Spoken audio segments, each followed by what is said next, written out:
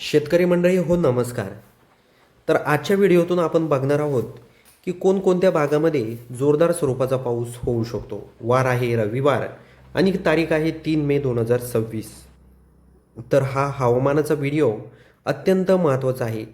शेवटपर्यंत नक्की पहा आणि व्हिडिओ आवडला असेल तर चॅनलला सबस्क्राईब करा आणि तुमचं काही मत असेल तर ते कमेंट बॉक्समध्ये देखील नक्की नोंदवून जा.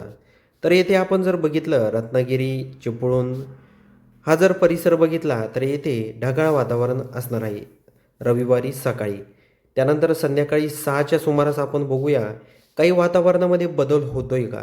कारण अनेक ठिकाणी काय होतं दिवसभर ऊन पडतं आणि संध्याकाळी अचानक वातावरणामध्ये बदल होऊन जोरदार स्वरूपाचा पाऊस अनेक भागामध्ये होत असतो.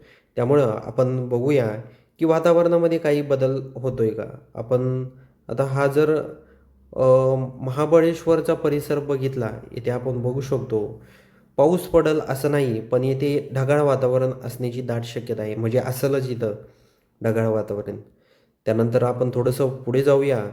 दौंड सातारा हा जर परिसर बघितला इथे देखील कोरडं वातावरण आहे, त्यामुळे काळजी करायचं कारण नाही आहे. त्याचबरोबर थोडंसं आपण बारामती दौंड हा जर करमाळा इंदापूर हा जर परिसर बघितला तर येथे देखील कोरडं वातावरण आहे, काळजी करायचं कारण नाही. जामखेड पैठण अहिल्यानगर श्रीरामपूर वैजापूर छत्रपती संभाजीनगर चाळीसगाव हा जर परिसर आपण जर बघितला तर येथे देखील मध्यम म्हणजे ढगाळ वातावरण असू शकतं. त्याचबरोबर धुळे मालेगाव मनमाड वैजापूर श्रीरामपूर अकोले नाशिक येथे कोरडं वातावरण असणार आहे, त्यामुळं काळजी करायचं काही कारण नाही आहे. त्यानंतर थोडंसं आपण पुढे जाऊया. सोमवारी सकाळी 6च्या दरम्यान आपण जर बघितलं तर इथे वसई विरार हा जर परिसर बघितला येथे ढगाळ वातावरण असणार आहे. त्याचबरोबर घोटी परिसर जर बघितला आपण तर घोटी परिसरात देखील नाशिकच्या पट्ट्यात ढगाळ वातावरण होऊन तिथे हलका तर मध्यम स्वरूपाचा पाऊस पडण्याचे संकेत दिसत आहे.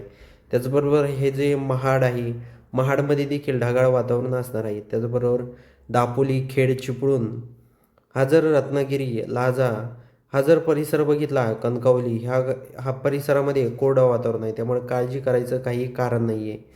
हा शेतकऱ्यांसाठी अत्यंत महत्त्वाचा हवामानाचा व्हिडिओ आहे, त्यामुळे आपण कोणत्या भागातून आपले व्हिडिओ पाहतात हे कमेंट करायला विसरू नका.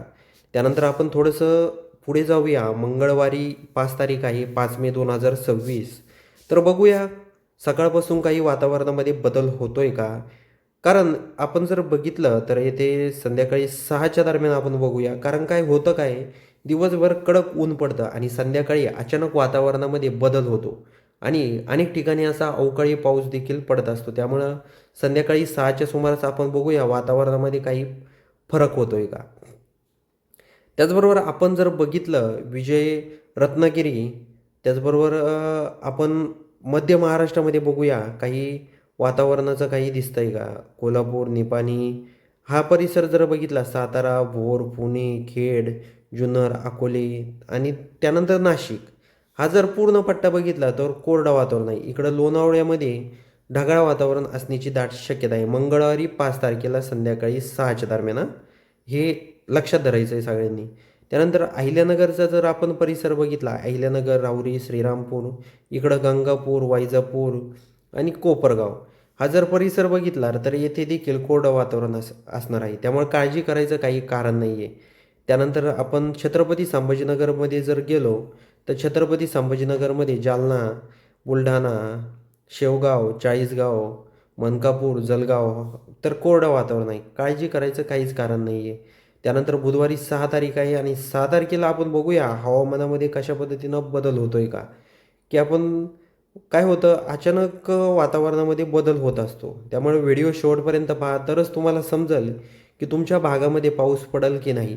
आपण जर महाबळेश्वर आणि महाडचा परिसर जर बघितला तर येथे इथे ढगाळ वातावरण असणार आहे, पाऊस पडणार नाही आहे. ढगाळ वातावरण 100% तिथे असणार आहे. ही काळजी सर्व शेतकरी मित्रांनी घ्यायची आहे. त्याचबरोबर पुणे सासवड भोर हा परिसर जर बघितला येथे देखील कोरडं वातावरण आहे, त्यामुळे काळजी करायचं काही कारण नाही आहे. त्यानंतर थोडंसं आपण पुढे जाऊया. गुरुवारी 7 तारीख आहे आणि 7 तारखेला आपण बघूया काही वातावरणामध्ये बदल होतोय का. आता 6 तारखेला आपण बघूया, 7 तारखेला आपण बघूया संध्याकाळी 6 वाजता की काही फरक होतोय का वातावरणामध्ये. आता हे लोणावळ्याचा जर परिसर बघितला, इथे देखील ढगाळ वातावरण असणार आहे. महाबळेश्वर येथे आपण बघू शकतो, महाबळेश्वरमध्ये हलक्या स्वरूपाचा पाऊस पडण्याचे चिन्ह दिसत आहे. त्यामुळं तिथल्या शेतकऱ्यांनी सतर्क राहा. 6च्या दरम्यान, 7च्या दरम्यान तिथे हलक्या स्वरूपाचा पाऊस पडू शकतो. चिपळूणमध्ये देखील ढगाळ वातावरण असणार आहे.